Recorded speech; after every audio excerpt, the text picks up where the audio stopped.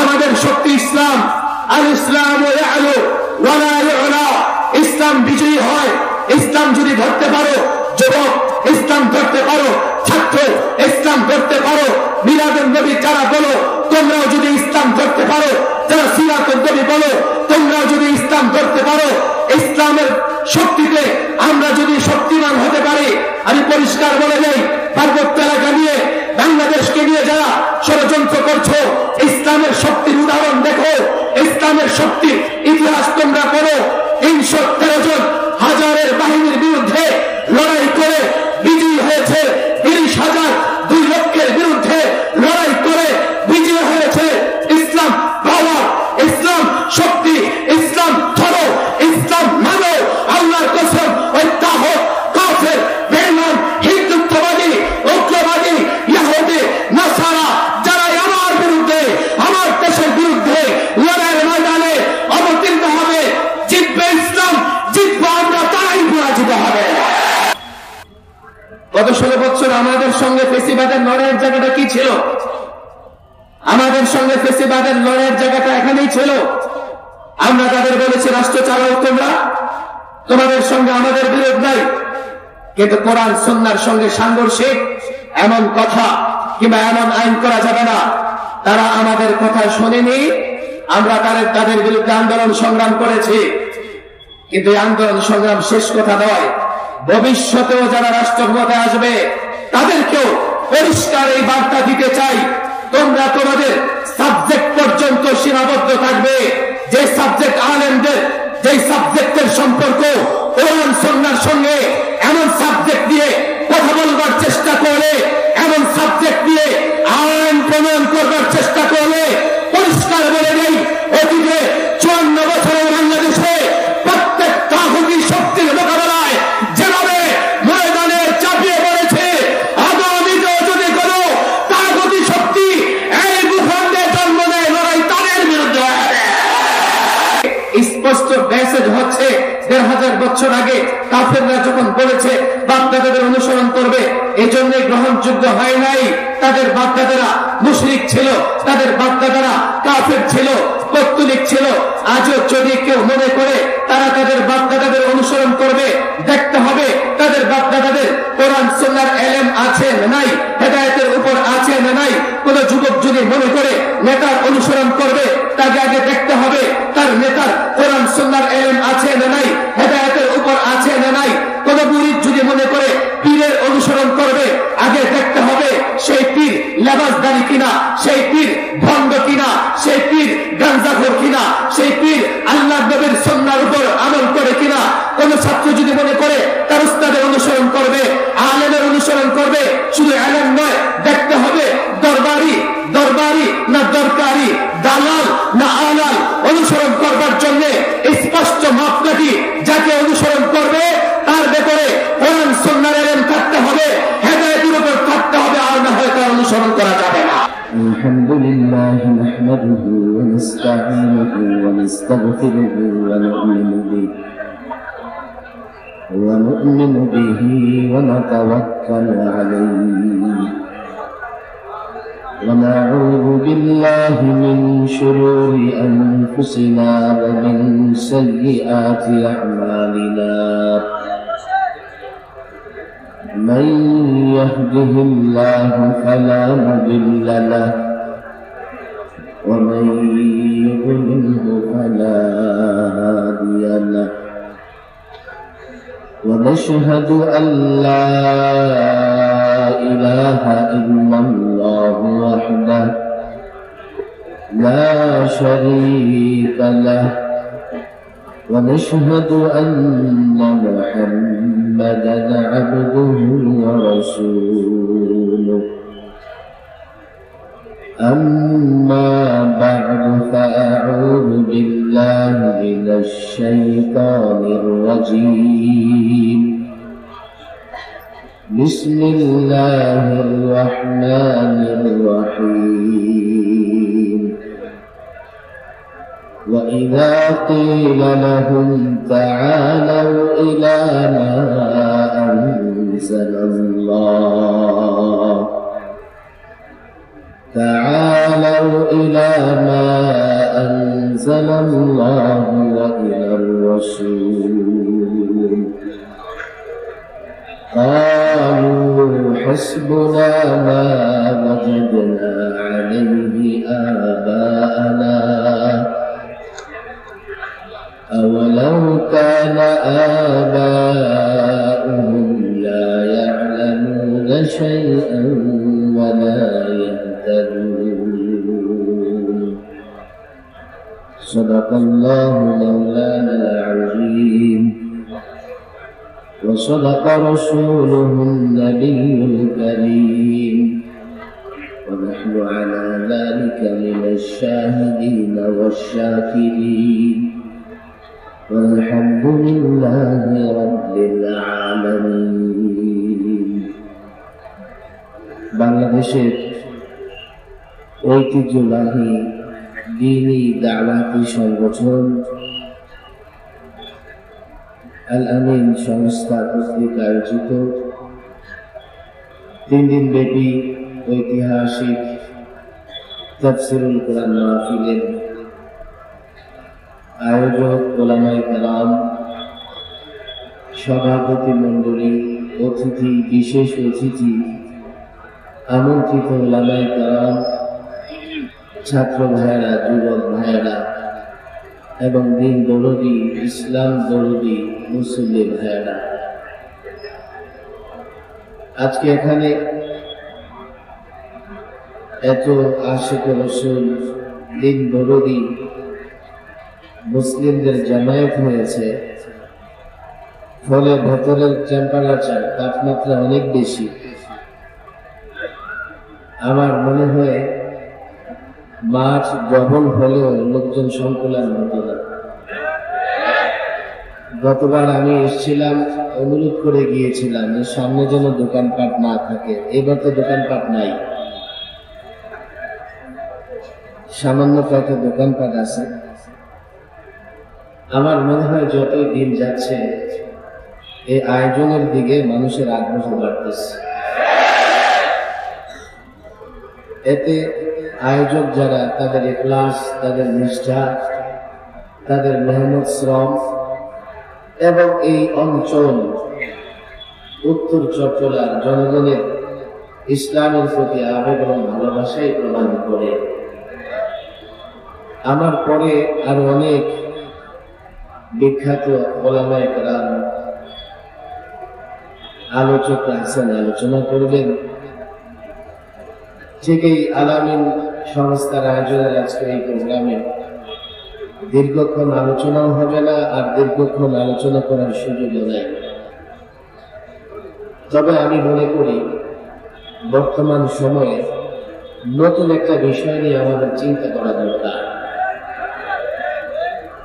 আমরা গত 16 বছর মাজলুম ছিলাম, জালেমের বিরুদ্ধে লড়াই করেছি।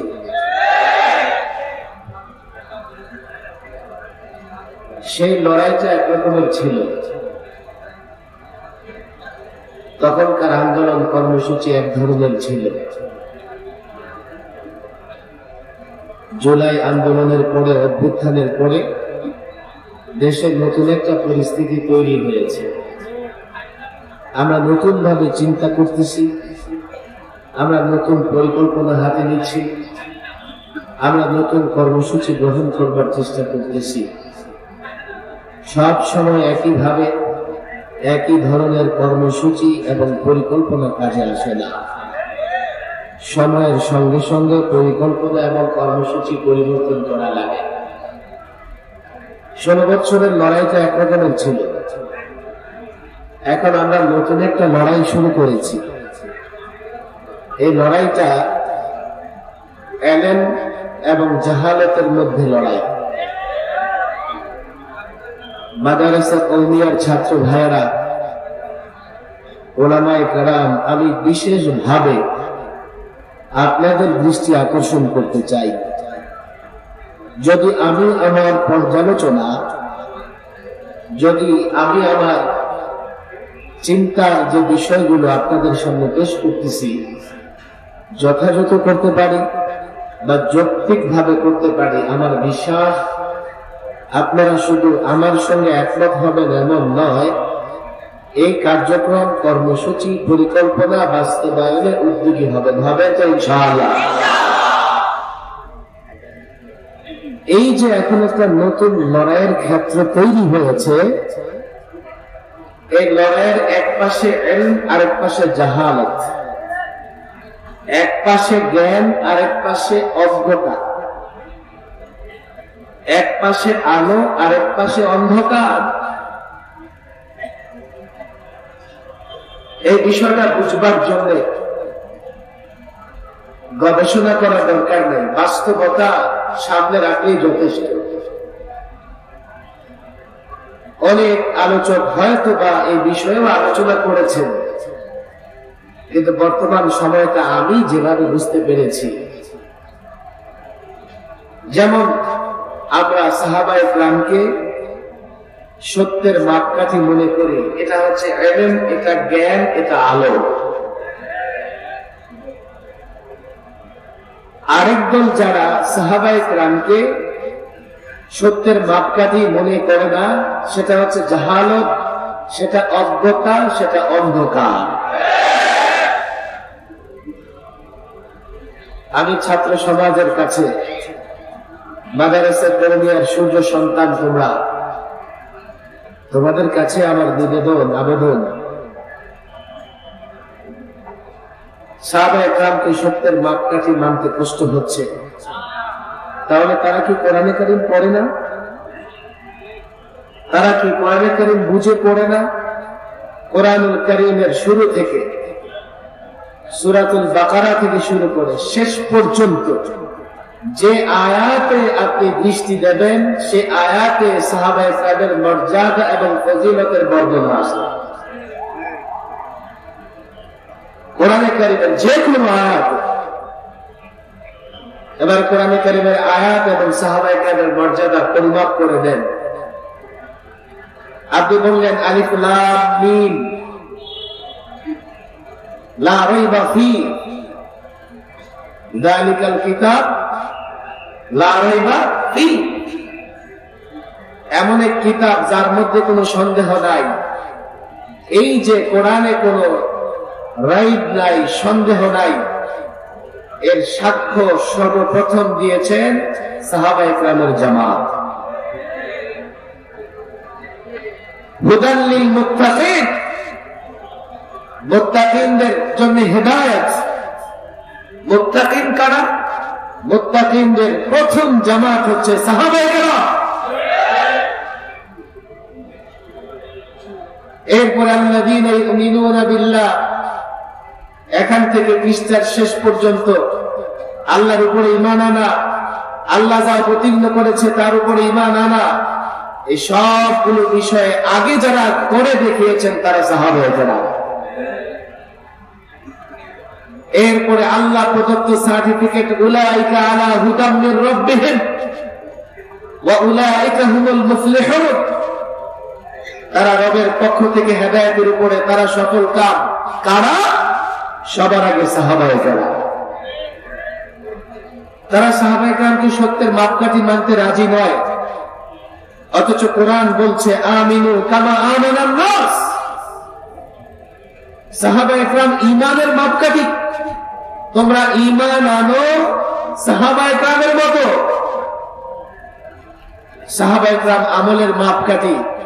সুতরাং যারা মনে করবে সাহাবায়ে কেরাম সত্যের মাপকাঠি নন, তারা জাহালতে আছে, অজ্ঞতায় আছে, অন্ধকারে আছে। কথা ঠিক না বেঠিক? কেউ কেউ ইতিহাসের বর্ণনা দিয়ে সাহাবায়ে কেরামের চরিত্র মাপার চেষ্টা করতেছে। যে পাল্লা দিয়ে লাকড়ি মাপা হয়, সেই পাল্লা দিয়ে স্বর্ণ মাপা যায় না। হাটাজারিতে লাকড়ি বিক্রি হয় নিঃসন্দেহে, যেই পাল্লাতে লাকড়ি বিক্রি হয়, এই উভয় পাল্লাতে 100 গ্রাম 500 গ্রাম কম হলেও ক্রেতা বিক্রেতা কেউ নারাজ হয় না। কিন্তু যেই লিখতি, যেই পাল্লা দিয়ে স্বর্ণ মাপা হয়, গিয়ে দেখেন 1 গ্রাম এদিক সেদিক হওয়ার কোন সুযোগ নাই। 1 গ্রাম এদিক সেদিক হলে 20-30 হাজার টাকার ডিফারেন্স হয়ে যায়।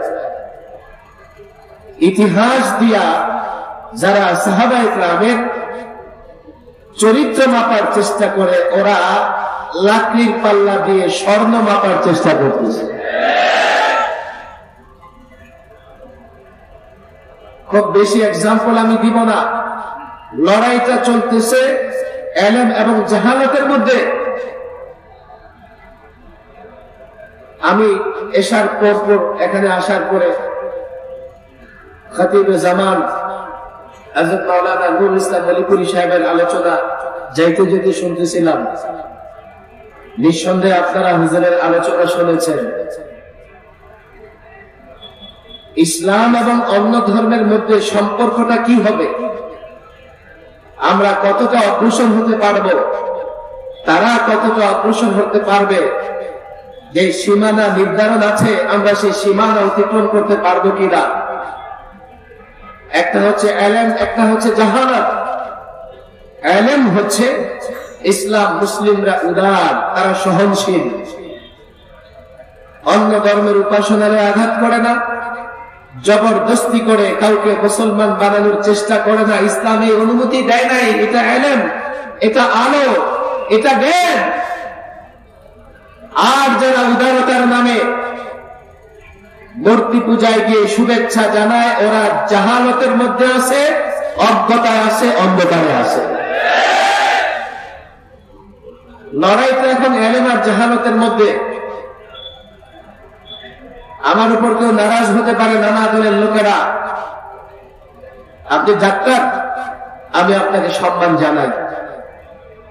ডাক্তারি বিষয়ে আপনি কোনো কথা বললে আমি সেটা মেনে নেবার চেষ্টা করব। আপনি ইঞ্জিনিয়ার, আমি আপনাকে সম্মান জানাই। আপনি ইঞ্জিনিয়ারিং নিয়ে কোনো কথা বললে আমরা সেটা গ্রহণ করবার চেষ্টা করব।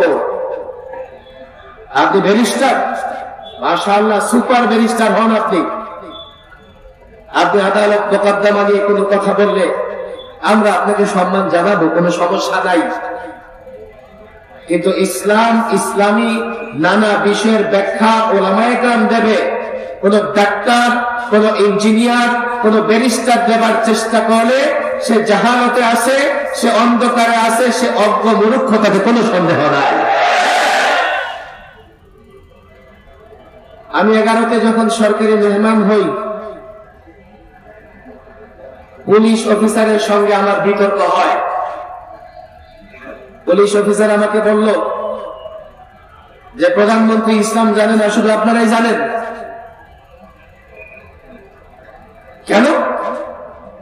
মুফতি আমিন রাহিমাহুল্লাহ তখন ছিলেন, 4 এপ্রিল হরতাল পালন করেছিলেন। আমরা বলেছিলাম তৎকালীন আওয়ামী ফ্যাসিবাদকে, তোমরা যে নারী নীতিমালা করতে যাচ্ছ, এই নারী নীতিমালায় 30-এর উপরে ধারা এমন আছে যা কোরআন সুন্নাহর সঙ্গে সাংঘর্ষিক। সেই প্রধানমন্ত্রী এরপর দিন জনসভা করে বক্তৃতায় বলে দিলেন যে না, নারী নীতিমালায় কোরআন সুন্নাহ বিরোধী কিছুই নাই।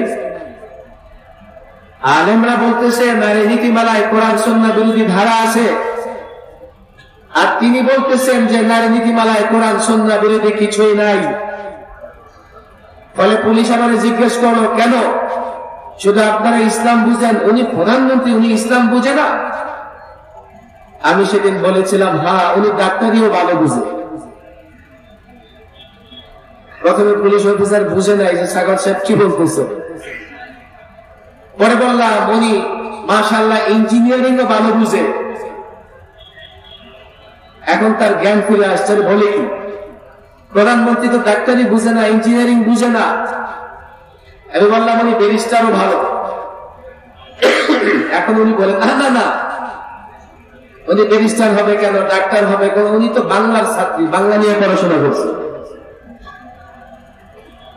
আমি বললাম ডাক্তারি না পড়লে, ডাক্তারি বিদ্যা অর্জন না করলে ডাক্তার হওয়া যায় না। ইঞ্জিনিয়ারিং স্কুলে না পড়লে ইঞ্জিনিয়ার হওয়া যায় না। ব্যারিস্টারি না পড়লে ব্যারিস্টার হওয়া যায় না। আর প্রধানমন্ত্রী হয়েছে এই জন্য ইসলামী পণ্ডিত হয়ে গেছে। আমি এই কথাগুলো আমি জানি, এখানে হাজার হাজারো যুবকরা আছে, স্কুল কলেজ ইউনিভার্সিটির ছাত্ররা আছে। আমি আয়াতটাই তেলাওয়াত করেছি। আজকাল এই আয়াত আমি তেলাওয়াত করি প্রসঙ্গক্রমে। 1500 বছর আগে রাসূল সাল্লাল্লাহু আলাইহি ওয়াসাল্লাম কাফেরদের আহ্বান করতেন, তাআলাও, আসো আসো, ইলা মা আনজালাল্লাহ, আল্লাহ যা অবতীর্ণ করেছে, ওয়া ইলার রাসূল, রাসূলের দিকে আসো। কাফেররা জবাব কি দিত? হাসবুনা মা ওয়াজাদনা আলাইহি আবাআনা, আমাদের জন্য সেই পথ যথেষ্ট যেই পথে আমরা আমাদের বাপ-দাদাদের পেয়েছি। এর মানে তারা তাদের বাপ-দাদাদের অনুসরণ করবে, অন্য কারো অনুসরণ করবে না। আয়াতের গভীরে গেলে, ব্যাখ্যা করতে গেলে অনেক সময় লাগবে। আজকের মাহফিলে লম্বা সময় নেওয়ার সুযোগ নাই। আমার পেছনে অনেক বড় বড় আলোচকরা আছেন। মাদ্রাসার ছাত্রদের বলি, সূরা ইউসুফে হযরত ইউসুফ আলাইহিস সালাম এতে পরে একটা কথা বলেছিলেন, অত্তাবাতু মিল্লাতা আবাই ইব্রাহিম ওয়া ইসহাক ওয়া ইয়াকুব, আমি আমার বাপ-দাদাদের অনুসরণ করেছি। বাপ-দাদাকে ইব্রাহিম, ইসহাক, ইয়াকুব। যেহেতু পয়গম্বর বলেছেন, নিঃসন্দেহে সেটা গ্রহণযোগ্য। কিন্তু কাফের বেঈমানরা যখন উত্তর দিয়েছে, তাদের জন্য ওই পথ যথেষ্ট যেই পথে তারা তাদের বাপ-দাদাদের পেয়েছে, এই উত্তরটা আল্লাহ তাবারক ওয়া তাআলা পছন্দ করেন নাই। পছন্দ করার মতো কোনো কারণও নাই। কিন্তু ব্যাপারটা নিয়ে একটা মীমাংসায় যাওয়া দরকার। আমি হাটহাজারীর যুবকদের বলি, সাধারণ জনতাকে বলি, মীমাংসায় যাওয়ার দরকার। সেটা কি? পয়গম্বর বলেছেন উনি ওনার বাপ-দাদাদের অনুসরণ করেছেন। এদিকে কাফেররা যখন বলেছেন তারা তাদের বাপ-দাদাদের অনুসরণ করবে, তাদের কথা গ্রহণযোগ্য হয় নাই। এখন আমরা আমাদের বাপ-দাদাদের অনুসরণ করতে পারবো কি পারবো না, এমন একটা ফয়সালা দরকার। এই ফয়সালা আমাদের নিজেদের থেকে করতে হবে না। আমি সূরাতুল মায়েদার যে আয়াত তেলাওয়াত করেছি, আয়াতের শেষাংশে আল্লাহ ফয়সালা দিয়ে দিয়েছেন। কাফের মুশরিকরা যখন বলেছে তারা তাদের বাপ-দাদাদের অনুসরণ করবে, আল্লাহ বলছেন, আওয়ালাউ কানা আবাউহুম লা ইয়ালামুনা শাইয়্যান ওয়া লা ইয়াহতাদুন, তাদের বাপ-দাদাদের যদি কোনো ইলম না থাকে, তারা যদি হেদায়েতের পথে না থাকে, তারপরেও কি তারা তাদের বাপ-দাদাদের অনুসরণ করবে? আমরা উত্তর পেয়ে গেছি।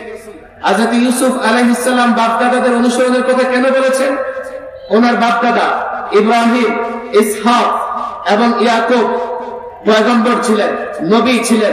নবীরা সময়ের সবচেয়ে বড় আলেম হয়ে থাকেন, শুধু হেদায়েতের উপরে না, হাদী ছিলেন। এই জন্যই তিনি বাপ-দাদাদের অনুসরণের কথা বলেছেন। আর কাফের মুশরিকদের বাপ-দাদারা মূর্তি পূজক ছিল, মুশরিক ছিল, পৌত্তলিক ছিল। তাদের বাপ-দাদাদের অনুসরণ করবার কোনো সুযোগ নাই। আমি হাটহাজারীর জনগণ, হাটহাজারীর যুবকদের বলি, শোনো, তুমি তোমার দলের অনুসরণ করো। আমরা শুধু বাপ-দাদাদের অনুসরণ করি এমন না, আমরা বাপ-দাদাদের অনুসরণ করি, দলের অনুসরণ করি, নেতার অনুসরণ করি, পীরের অনুসরণ করি, আলেমের অনুসরণ করি। তুমি যার অনুসরণ করো না কেন, মাপকাঠি হচ্ছে এটাই, যার অনুসরণ করবা দেখতে হবে তার ভেতরে জ্ঞান আছে কিনা, কোরআন সুন্নাহর ইলম আছে কিনা। শুধু কোরআন সুন্নাহর ইলম এবং জ্ঞান নয়, সে কোরআন সুন্নাহ অনুযায়ী জীবন যাপন করে কিনা, যেটাকে আমরা হেদায়েত বলি। আজকে এই ব্যাপক কথা থেকে স্পষ্ট মেসেজ হচ্ছে, 1500 বছর আগে কাফেররা যখন বলেছে বাপ-দাদাদের অনুসরণ করবে, এজন্য গ্রহণযোগ্য হয় নাই। তাদের বাপ-দাদারা মুশরিক ছিল, তাদের বাপ-দাদারা কাফের ছিল, পৌত্তলিক ছিল। আজও যদি কেউ মনে করে তারা তাদের বাপ-দাদাদের অনুসরণ করবে, দেখতে হবে তাদের বাপ-দাদাদের কোরআন সুন্নাহর ইলম আছে না নাই, হেদায়েতের উপর আছে না নাই। কোন যুবক যদি মনে করে নেতার অনুসরণ করবে, তাকে আগে দেখতে হবে তার নেতার কোরআন সুন্নাহর ইলম আছে না নাই, হেদায়েতের উপর আছে না নাই। কোন মুরিদ যদি মনে করে পীরের অনুসরণ করবে, আগে দেখতে হবে সেই পীর লেবাসদারি কিনা, সেই পীর ভণ্ড কিনা, সেই পীর গাঞ্জাখোর কিনা, সেই পীর আল্লাহর নবীর সুন্নাহর উপর আমল করে কিনা। কোন ছাত্র যদি মনে করে তার উস্তাদের অনুসরণ করবে, আলেমের অনুসরণ করবে, শুধু আলেম নয়, দেখতে হবে দরবারি না দরকারি, দালাল না আলাল অনুসরণ করবার জন্য স্পষ্ট মাপকাঠি। যাকে অনুসরণ করবে তার ভেতরে কোরআন সুন্নাহর ইলম থাকতে হবে, হেদায়েতের উপর থাকতে হবে, আর না হয় তার অনুসরণ করা যাবে না।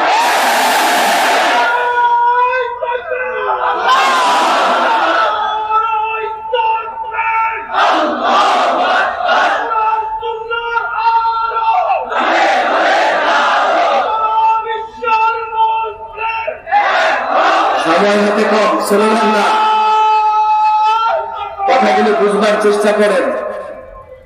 আমরা উদার, আমরা সহনশীল, এটা ইসলাম, ইসলামী জ্ঞান অলিপুরি সাহেব বলে গেছেন। কিন্তু এর মানে এই নয় যে আমাদের রোজা আর তাদের পূজা এক হয়ে যাবে। আফসোস, শত আফসোস, আজকে একজন নেতার আমি যখন অনুসরণ করব, আমি যদি আগে সিদ্ধান্ত নিতে না পারি এই নেতার কতটুকু অনুসরণ করব। এখানে নানা দলের নেতা কর্মীরা আসেন, আমি কথা বলি না যে আপনারা আপনাদের নেতাদের ছেড়ে দেন, রাজনৈতিক ভাবে আপনি কোন দল করবেন না, আমি সেটা বলি না, সিদ্ধান্ত আপনার। কিন্তু আমি আপনাকে বলে দিতে পারি কতটা অনুসরণ করবেন। নেতা যদি বক্তৃতা করতে করতে ইসলামের সীমানা পার হয়ে কুফর কিংবা শিরকের সীমানায় চলে যায়, এরপরেও যদি আপনি সে নেতার অনুসরণ করেন, নিজের ঈমান বাঁচাতে পারবেন না। রাজনৈতিক নেতৃবৃন্দের প্রয়োজন আছে, তারা রাষ্ট্র পরিচালনা করে। এখানে আমাদের একটু ব্যর্থতা আছে, যার জন্য আমার কিছু মানুষের নেতৃত্ব মানতে হচ্ছে। মাদ্রাসা কওমিয়ার ছাত্র আমাদের কিছু ব্যর্থতা আছে। কি ব্যর্থতা? আমরা এখনো পাড়া, মহল্লা, ইউনিয়ন, প্রত্যেক থানায় এলেম আছে এবং হেদায়েতের উপরে আছে এমন নেতৃত্ব তৈরি করতে পারি নাই। আমাদের ব্যর্থতার জায়গা এটা। সামাজিক নেতৃত্ব দিতে পারে, এখনো আমরা এমন আলেম তৈরি হতে পারিনি, যার জন্য রাজনীতি, রাষ্ট্র পরিচালনা, সমাজ পরিচালনার জন্য একদল ভাইয়েরা নেতৃত্ব দিচ্ছেন। কিন্তু তাদের বেলায় এই সিদ্ধান্ত, আপনি সেই দল করেন, কিন্তু আপনি সিদ্ধান্ত নিয়ে রাখবেন আপনার নেতা যে সাবজেক্ট নিয়ে পড়াশোনা করেছে, এই সাবজেক্টের মধ্যে যেন তার কথা থাকে, সে ইসলামের পণ্ডিত যেন না হয়ে যায়, বড় চেয়ারে বসবার কারণে ইসলামটা যাতে বেশি বুঝবার চেষ্টা না করে। গত 16 বছর আমাদের সঙ্গে ফেসিবাদের লড়াইয়ের জায়গাটা কি ছিল? আমাদের সঙ্গে ফেসিবাদের লড়াইয়ের জায়গাটা এখানেই ছিল। আমরা তাদের বলেছি রাষ্ট্র চালাও তোমরা, তোমাদের সঙ্গে আমাদের বিরোধ নাই, কিন্তু কোরআন সুন্নাহর সঙ্গে সাংঘর্ষিক এমন কথা কিংবা এমন আইন করা যাবে না। তারা আমাদের কথা শোনেনি, আমরা তাদের বিরুদ্ধে আন্দোলন সংগ্রাম করেছি। কিন্তু এই আন্দোলন সংগ্রাম শেষ কথা নয়, ভবিষ্যতেও যারা রাষ্ট্রক্ষমতায় আসবে তাদেরকেও পরিষ্কার এই বার্তা দিতে চাই, তোমরা তোমাদের সাবজেক্ট পর্যন্ত সীমাবদ্ধ থাকবে। যে সাবজেক্ট আলেমদের, যে সাবজেক্টের সম্পর্ক কোরআন সুন্নাহর সঙ্গে, এমন সাবজেক্ট দিয়ে কথা বলবার চেষ্টা করলে, এমন সাবজেক্ট দিয়ে আইন প্রণয়ন করবার চেষ্টা করলে, পরিষ্কার বলে নেই, অতীতে 54 বছরের বাংলাদেশে প্রত্যেক তাগুতি শক্তির মোকাবেলায় যেভাবে ময়দানে চাপিয়ে পড়েছে, আগামীতেও যদি কোনো তাগুতি শক্তি এই ভূখণ্ডে জন্ম নেয়, লড়াই তাদের বিরুদ্ধে হবে।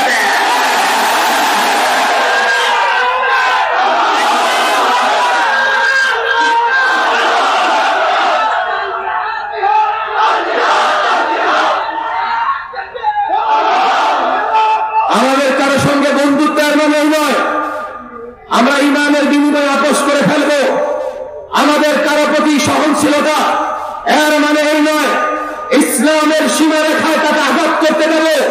আমরা কোন দলকে পছন্দ করি এর মানে এই নয় কোরআন সুন্নাহর বিধিবিধানে তাকে হাত দিতে দেব।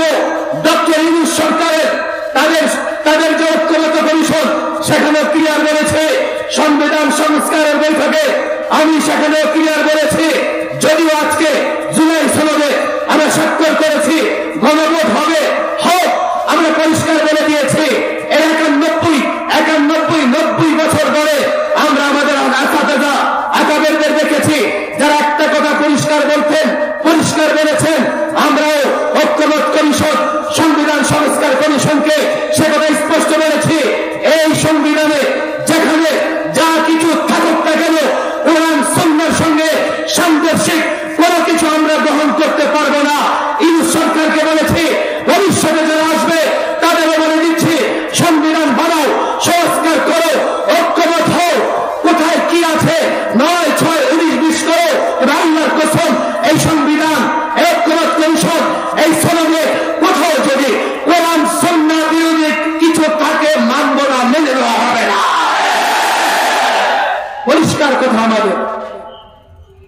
আমি আমার সংগঠনের প্রস্তাবনায় স্পষ্ট জানিয়ে দিয়েছি, আগে কথা লিখেছি, আগে কথা বলে দিয়েছি, তোমরা এত লম্বা চড়া সংস্কার করবা, শব্দের মার পেছে এটা সেটা ঢুকানোর চেষ্টা করবা। আমাদের বক্তৃতা স্পষ্ট, আজ হোক কাল হোক, যখনই ধরা পড়বে যে সংস্কার কার্যক্রম এই সংবিধানের কোথাও কোন ধারা কোন উপধারা এমন আছে যা কোরআন সুন্নাহর সঙ্গে সাংঘর্ষিক, তাৎক্ষণিক প্রতিবাদ করব, এক মুহূর্ত বরদাস্ত করব না। লড়াইটা চলছে এলেম এবং জাহালতের। আমাদের কিছু ভাইরা আছেন যারা জুলাই অভ্যুত্থানে আমাদের সঙ্গে ছিলেন। আমি হাটহাজারীর জনতাকে বলে যাই, হাটহাজারীতেও আমাদের ব্যাপক ভাইয়েরা দল মত নির্বিশেষে জুলাই অভ্যুত্থানে আমাদের সঙ্গে ছিলেন। জুলাই অভ্যুত্থানে যারা আমাদের সঙ্গে ছিলেন তারা যদি মিলাদুন নবী নিয়ে বাড়াবাড়ি করেন, এটা তাদের অজ্ঞতা। বুঝবার চেষ্টা করেন, মিলাদুন নবী রাসূল সাল্লাল্লাহু আলাইহি ওয়াসাল্লামের বেলাদত বড় বরকতময় সাআদত, এবং রাসূল সাল্লাল্লাহু আলাইহি ওয়াসাল্লামের মিলাদ নিয়ে আলোচনা করা সওয়াবের কাজ, নিঃসন্দেহে সওয়াবের কাজ। কিন্তু মিলাদুন নবীর নামে দোল তবলা বাজায়া গান বাজনার আয়োজন করা জাহালত, অন্ধকার এবং মূর্খতা। আলো কি? মিলাদুন নবীর আলোচনা করো, সিরাতুন নবীর আলোচনা করো। সিরাতুন নবীর আলোচনা থেকে নিজের জীবন গড়বার চেষ্টা করো, এটা হচ্ছে আলো, এটা হচ্ছে জ্ঞান। আর যদি আর ব্যতিক্রম করো, আমি তাদের বলি, দেখো ওরা আমাদের ভাই। আমি এখানে ছাত্র সমাজকে বলি, 16টা বছর আমরা ফেসিবাদ বিরোধী লড়াই করেছি।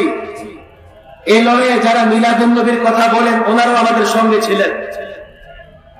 আমি নিজে তাদের সঙ্গে সমন্বয় করেছি, চট্টগ্রাম সিলেটে আমি সমন্বয় করেছি, তাদের নেতৃবৃন্দ আমাদের সহযোগিতা করেছেন। এখন মাঠ পর্যায়ে আমাদের লোকদের সঙ্গে তারা মিলাদুন নবী নিয়ে মারামারি করে ফেলেন।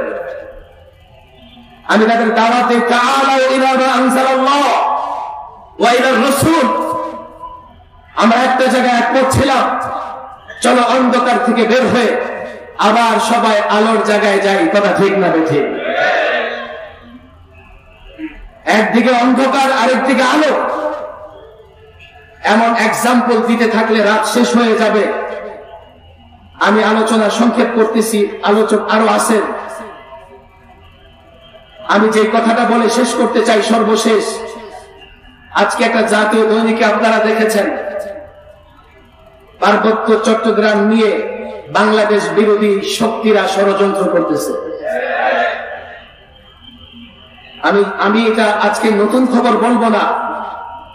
বাংলাদেশের জন্মের পর থেকেই এই পার্বত্য এলাকা নিয়ে বিদেশিরা একটা ষড়যন্ত্রের জাল বুনে আছে।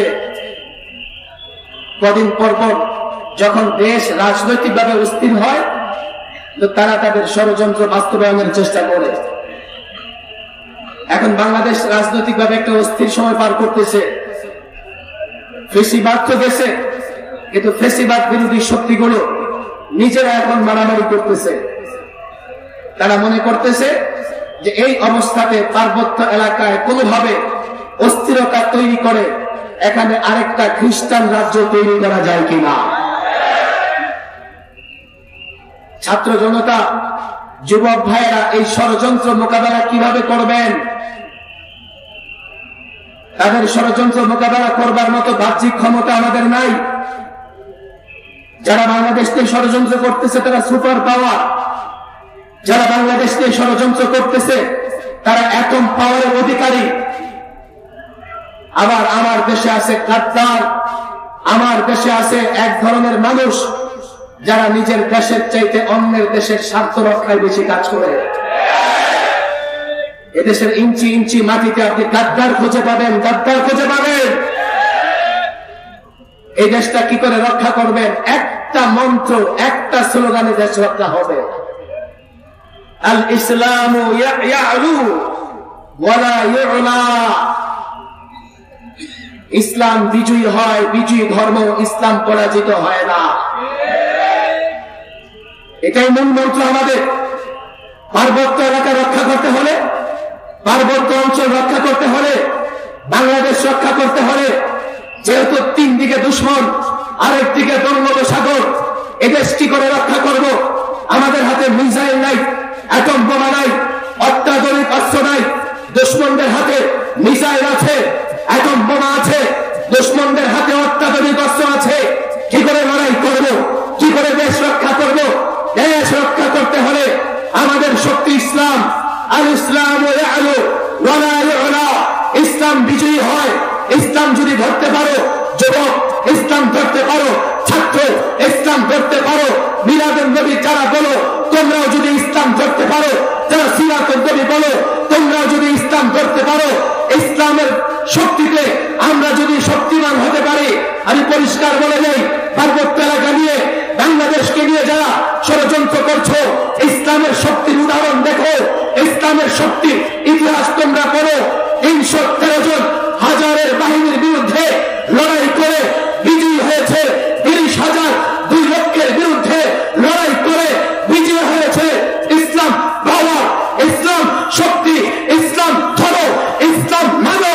আল্লাহর কসম, ওই তাগুত, কাফের, বেঈমান, হিন্দুত্ববাদী, উগ্রবাদী, ইহুদি, নাসারা যারা আমার বিরুদ্ধে, আমার দেশের বিরুদ্ধে লড়াইয়ের ময়দানে অবতীর্ণ হবে, জিতবে ইসলাম, জিতবে আমরা, তারাই পরাজিত হবে।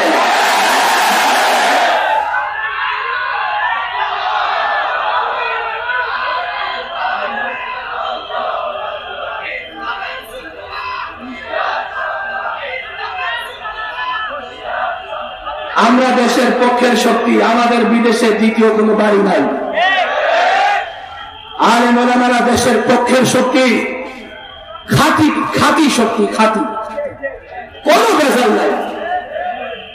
সুতরাং দেশের প্রয়োজনে এই জাতি যদি আলেম ওলামাদের উপর ভরসা রাখে, নিঃসন্দেহে এই দেশও হেফাজত থাকবে, দেশের মানুষও হেফাজত থাকবে। কথা দীর্ঘক্ষণ হয়ে যাচ্ছে, আমি বলছি, আমি ছাত্র জনতাকে বলি, দেখো এলেম এবং জাহালতের যে লড়াই চলতেছে, এই লড়াই যদি এলেমের আলো নিয়ে অগ্রসর হতে না পারো, তো জাহালতের অন্ধকার তোমাকে ঢেকে ফেলবে। তুমি যদি জ্ঞানের আলো নিয়ে অন্ধকারের মোকাবেলায় দাঁড়াতে না পারো, অন্ধকার ধীরে ধীরে তোমাকে ঢেকে ফেলবে। আজকে বাংলাদেশের রাজনৈতিক বাস্তবতায় আমরা তাই দেখতে পাচ্ছি, যেভাবে অন্ধকার আচ্ছন্ন হয়ে আসছে পরিবেশ। বিশ্ববিদ্যালয়, প্রত্যেকটা এলাকা, মাদ্রাসা কওমিয়ার ছাত্ররা যদি এলেম নিয়া, জ্ঞানের আলো নিয়া, এলেমের আলো নিয়া মোকাবেলা করতে প্রস্তুত না হয়, এই ফিতনা আমরা মোকাবেলা করতে পারবো না। আল্লাহ তাবারক ওয়া তাআলা মাদ্রাসা কওমিয়ার সূর্য সন্তান, মাদ্রাসা কওমিয়াকে যারা মহব্বত করে এবং যারা রাসূলুল্লাহর মহব্বতের দাবি করে, যারা রাসূলকে মহব্বতের দাবি করে, ওরা আমার ভাই। ওদের ভেতরে কিছু ভুল বুঝাবুঝি আছে। আমি তো তাদেরকে বলি, দেখো তোমাদের মধ্যে বিরোধের জায়গা বেশি না, তাদের আমাদের মধ্যে হয়তো কয়েকটা বিরোধের জায়গা আছে, কিন্তু আমাদের আর তাদের ভেতরে ঐক্যের অনেক জায়গা আছে। সুতরাং মারামারি নয়, সবাই মিলে আমরা রাসূলুল্লাহর সুন্নাহ প্রতিষ্ঠা করব তো ইনশাআল্লাহ। আল্লাহ তাবারক ওয়া তাআলা আজকের এই বিশাল আয়োজন, আমাদের উপস্থিতি সব কবুল আর মঞ্জুর করে নিন। ওয়া মা তাওফীকি ইল্লা বিল্লাহ ওয়া মা আলাইনা ইল্লা